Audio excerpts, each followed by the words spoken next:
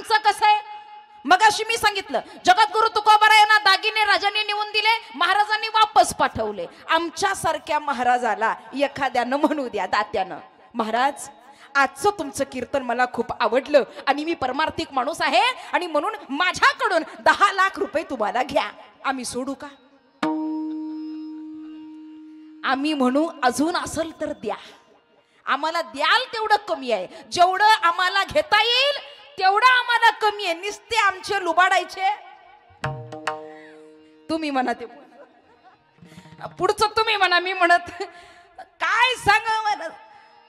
टिळे टोपी माळा देवाची गबाळे वागवी ओंगळ पोटासाठी. बरोबर ना?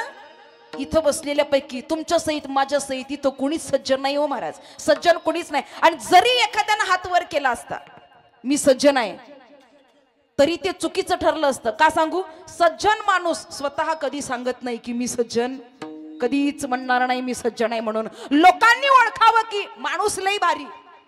आता मला सांगा, इथं सज्जन कोणीच नाही. आता पुढं चला, भगवंत सज्जनासाठी अवतार घेतो, सज्जन आपण कोणीच नाही. पुढं चला, भगवंत दुर्जनासाठी अवतार घेतो. आता इथं बसलेले सांगा मला, आपल्यापैकी दुर्जन कोणी आहे का इथं?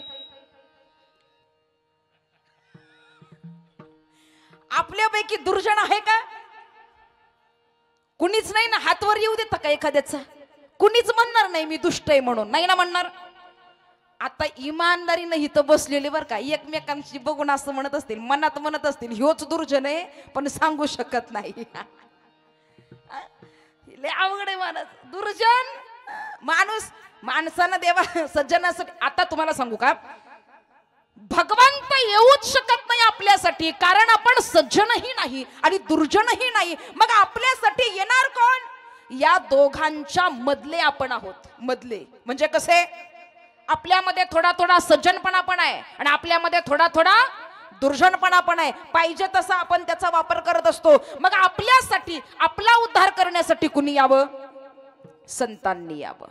आणि संतांनी मार्ग दावून गेले. आधी दयानिधी संत ते, संतांनी मार्ग दाखवावा आणि तो उपभोगावा आम्ही, ते करावं आम्ही, त्यांच्या पावलावर पाय ठेवावा आम्ही. हे सगळं करत असताना तुकोबाराया सांगतात, अशा संतांचं जेव्हा आम्हाला दर्शन होतं ना, संत दर्शनाची गरज कशासाठी आहे? भगवंत प्राप्त करण्यासाठी. पद्मनाभ जोडीला भगवंत प्राप्त व्हावा यासाठी संत आमच्याकडे येतात. म्हणून महाराज सांगतात, चला पुढे.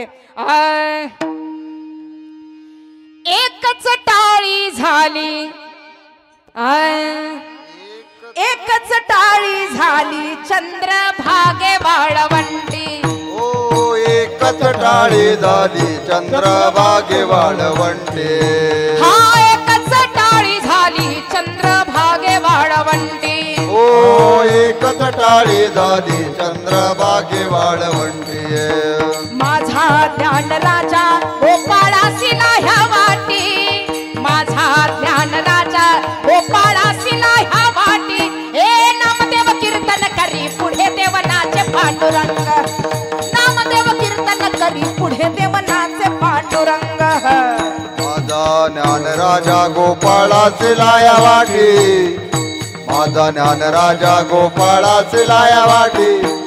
नामदेव कीर्तन करी पुढे देवनाचे पांडुरंग, नामदेव कीर्तन करी पुढे देवनाचे पांडुरंग.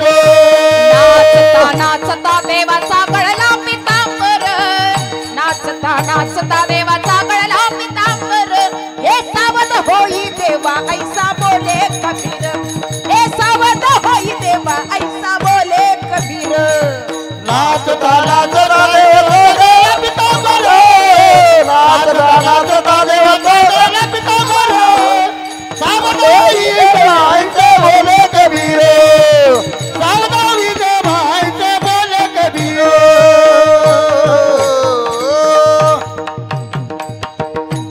संगतीचे 4 प्रकार आहेत. देवाची संगती, माणसाची संगती, दुर्जनाची संगती आणि संतांची संगती. 4 प्रकार आहेत. याच्यातली संगती 2 करावी आणि 2 करू नये. याने फळ काय प्राप्त होत? संताचे संगती म्हणो मार्ग गाती, आकडा वा श्रीपती येणे पंथे.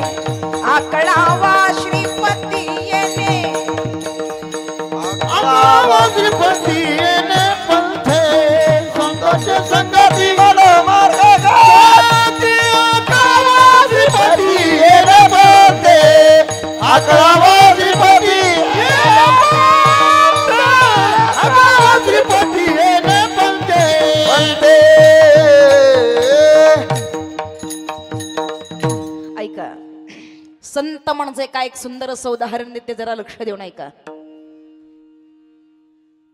देहू गावामध्ये, श्री क्षेत्र देहू गावामध्ये तुकाराम महाराज नावाचे कोणीतरी संत मोठे व्हायला लागलेत.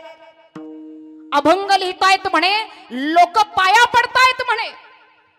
हे बघितलं. रामेश्वर भट्ट नावाचा माणूस देहूगावी आला. काय करावं त्यानं? मी मगाशी सांगितलं ना, माणसाला प्रगती झालेली बघवत नाही. आणि तुकाराम महाराजांचा दबदबा वाढायला लागला. हे रामेश्वर भट्टांना बघवलं नाही. आणि रामेश्वर भट्ट देहूमध्ये आले. 4.5 अभंगाचा गाथा 4092, 4.5 अभंगाचा गाथा तुकोबाराय यांचा गाथा इंद्रायणी मध्ये बुडवला. काय प्रसंग आहे बघा. तुकोबारायांच्या गाथ्यातला एक एक प्रमाण वाचा, एक एक अभंग वाचा. प्रत्येक शब्द, प्रत्येक प्रमाण, प्रत्येक अभंग मार्मिक आहे. आणि ते लिहिण्यासाठी तुकोबारायांना काय कष्ट करावे लागले असतील. तुकोबारायांचा गाथा या माणसानं पाण्यामध्ये बुडवला आणि सांगितलं, परत हे असलं करायचं नाही. देहूवरून हा भट्ट निघाला. तुकोबारायांचा अधिकार आहे का मंडळी? देहूवरून हा भट्ट निघाला आणि देहूची कमान ओलांडली आणि सरळ रस्त्याने जात असताना याला वाटलं जरा आंघोळ करावी. अनगडशहा बाबाची विहीर रस्त्यात होती. अनगडशहा फकीर कधी देहूला गेला असाल तर मेन कमान आहे ना, त्या मेन कमानीपासून सरळ देहू रोडकडे जो रस्ता जातो, अगदी थोड्या अंतरावर अनगडशहा फकीराची विहीर तुम्हाला आजही बघायला मिळेल. या अनगडशहा फकीराच्या विहिरीकडे हा रामेश्वर भट्ट गेला आणि त्यांनी विचार केला, आंघोळ करतोय जरा, म्हणजे पुढं जरा जाता येईल. अंगावरचे कपडे काढले. अनगडशहा नमाज पाडत होता. गावातली लोक आली आणि गावातल्या लोकांनी सांगितलं, बाबा त्या अनगडशहाला विचारल्याशिवाय पाण्यामध्ये जाऊ नको, त्याच्या अधिकाराची आहे आणि त्याचा अधिकार मोठा आहे. रामेश्वर म्हणला, अरे येडे का खुळे, आंघोळ करून पुढे जाणार आहे, त्याला काय विचारायचंय म्हणलं. मी विचारत नसतो. ऐकलं नाही त्यानं गावकऱ्यांचं. पाण्यामध्ये उडी टाकली. विहिरीमध्ये उडी टाकलेला धप्प असा आवाज अनगडशहाच्या कानावर गेला. एक शिष्य पळत आला. अनगडशहाने विचारलं, क्या हुआ है बाहर, कोई है? त्याने सांगितलं, रामेश्वर भट्ट नावाचं कोणीतरी आहे आणि त्यानं विहिरीमध्ये उडी टाकली आहे.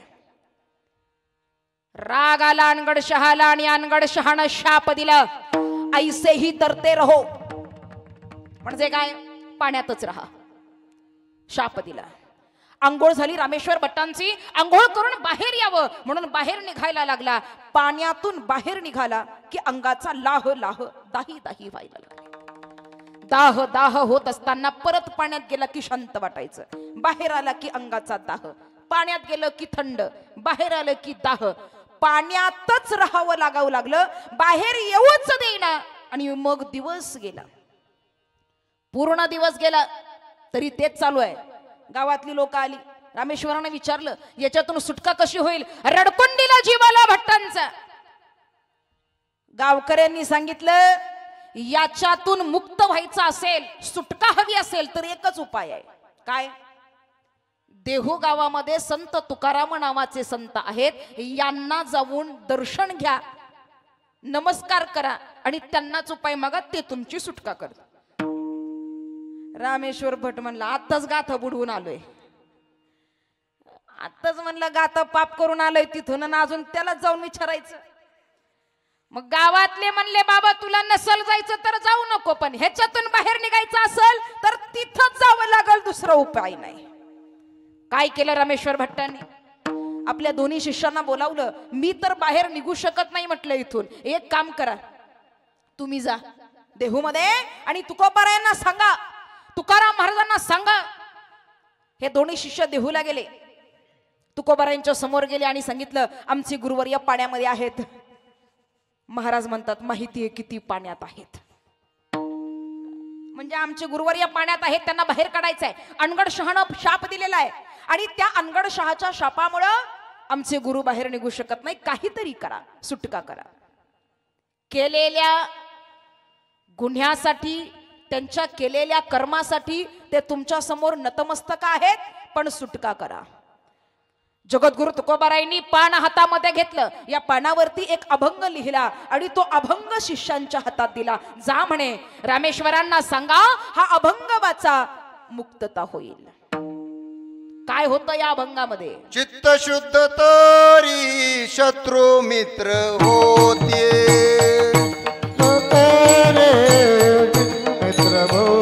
ओ चित्त शुद्ध तरी शत्रू मित्र हो